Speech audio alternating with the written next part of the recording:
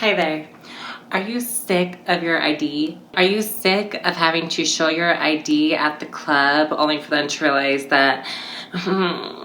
Are you terrified of getting pulled over and having to show your ID to an officer because...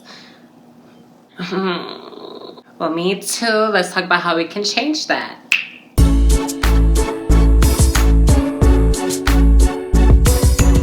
Hello everybody, welcome back to my channel. If you're new here, hello, hi, subscribe. So in today's video and this week's series of videos, I have a special video coming up with a very special guest, and I'm gonna leave it at that. But y'all are going to be seeing a lot more trans-related videos, not so much makeup. I am gonna do some more fun Pride makeup because it is Pride Month. But for today, what I want to talk about is changing your name legally.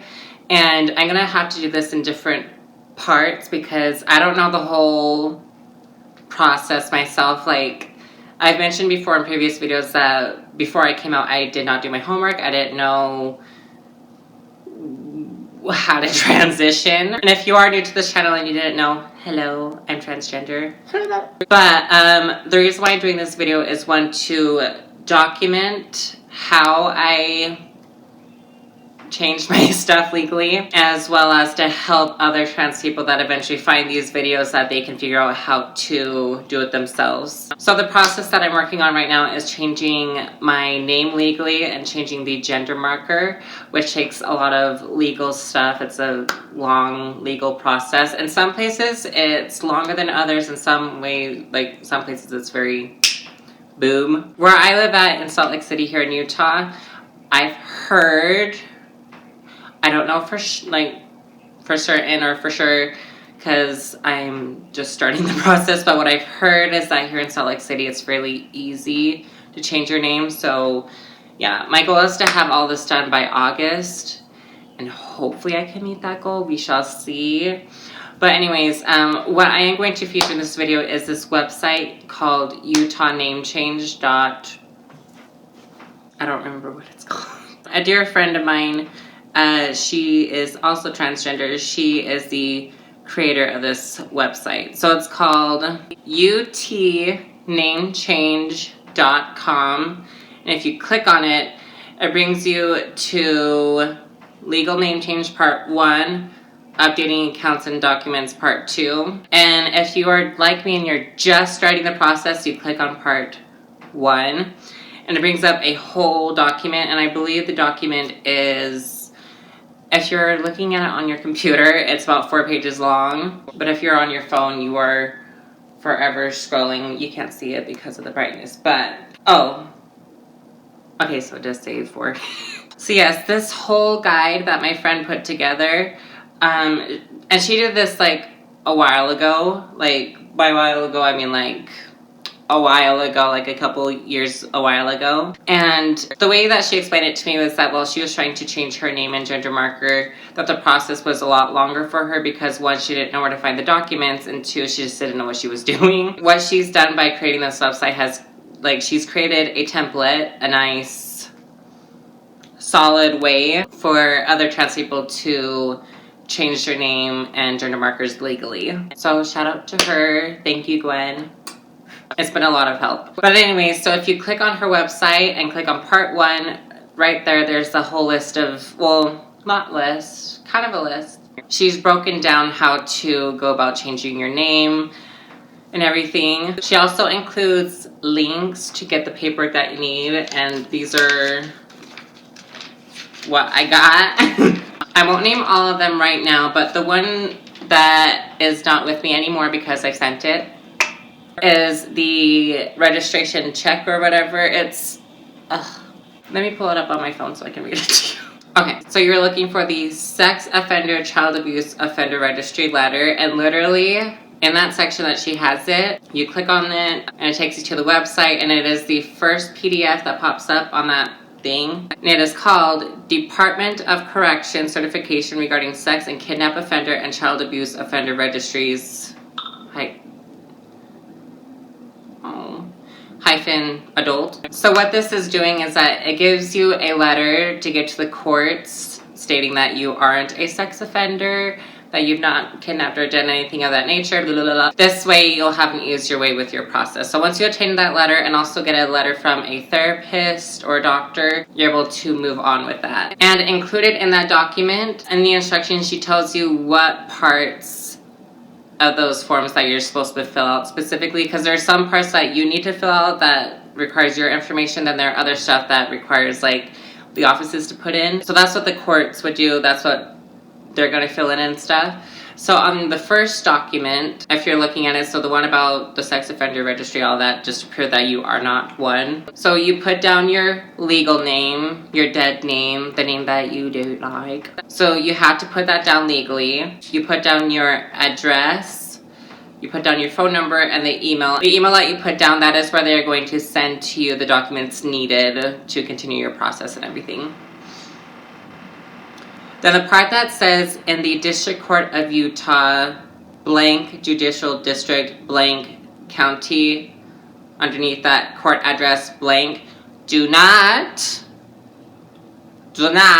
fill that out. That is for them to fill out. Then in the box that says, in the matter of name change, and it says petitioner current legal name, underneath the blank space, that is where you put down, again, your legal, also dead name. The part that says case number and judge, you leave blank. Where it says petitioner's full name, first, middle, and last, again, your legal name, your dead name, your date of birth, your driver's license and state ID. Now, for someone who is under the age of 18, I have no idea.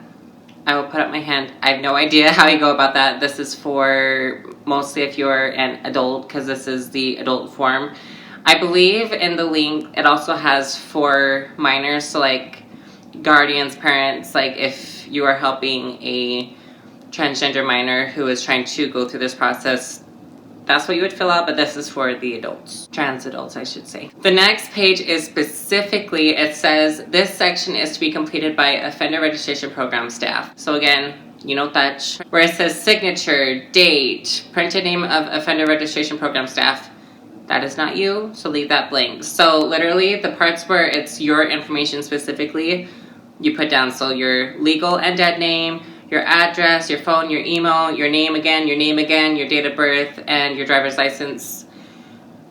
That's it. Then Gwen also includes the address to which you will be emailing, mailing it off to. So on the last page, she has the instructions for the form, and she says, complete the form, leave the sections that say this section is to be completed, blah, blah, blah. We already read that part. Address an envelope to yourself with your name and mailing address and put a stamp on it so that the completed form can be mailed back to you.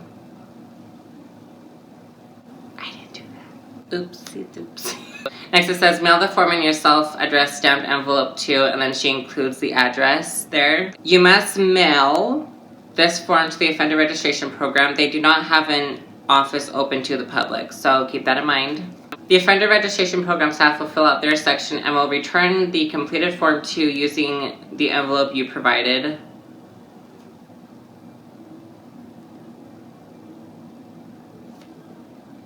I'm gonna have to redo this. So read the instructions, ladies and gentlemen, and everyone in between. Once the form is mailed back to you, file it with the court.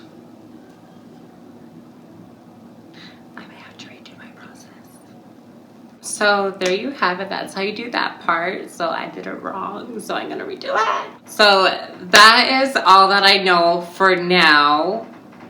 So the next time I talk about the name change, because that is the next step in my process of the things that I want to do specifically. So if you are new to this channel and you don't know my journey so far specifically, so I publicly came out 2020, end of January, and I started transitioning back in February. So in February, I started my HRT, which is hormonal replacement therapy. I'll leave the link to that video about my 3-month update. I'll leave it up in the eye somewhere. So that's the first step that I did. I learned how to do my makeup to give me more feminine presentation, extensions. I've been changing my wardrobe, but the next biggest part is changing my name legally. And it's very, I I hate going places where I've had to like give them all my legal stuff.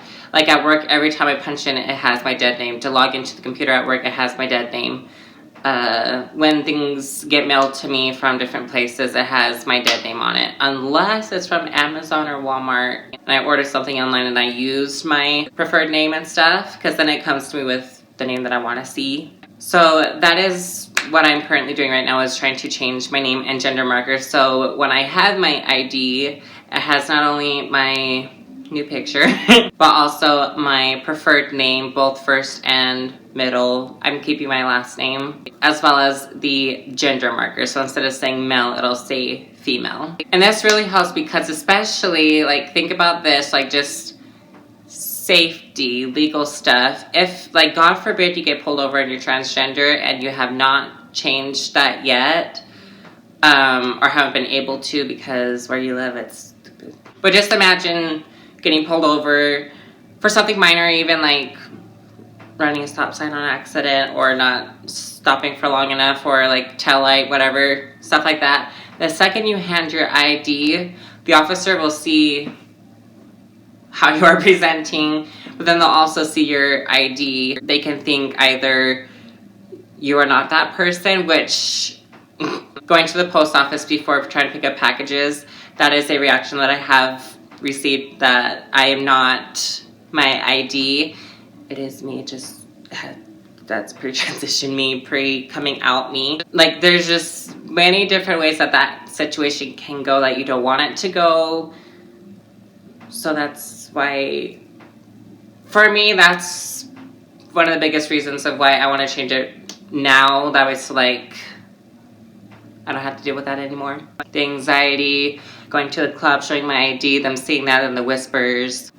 Yeah.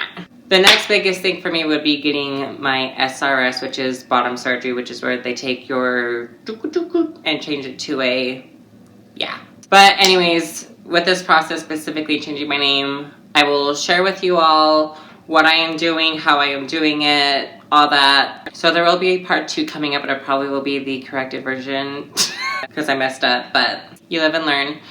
But anyways, if you go to that website that I'm going to leave in the description box, these are really all the forms that you need, and you just read the instructions and just follow them. Read the instructions, because your girl did not and she messed up. And if you need to contact my friend, like, she's left her information down, like, she's left her information in the website, so that if you have questions that you can ask her and stuff. So yeah, that's basically it. This is kind of going to be a short video, but that is the first part, registering, getting the documents to prove that you are not a sex offender, you're not a kidnapper, nothing. That is the first part. The second part, we shall see. If you're learning with me, I don't know nothing either. But yeah, so I will keep you all updated on that. And yeah, that's it.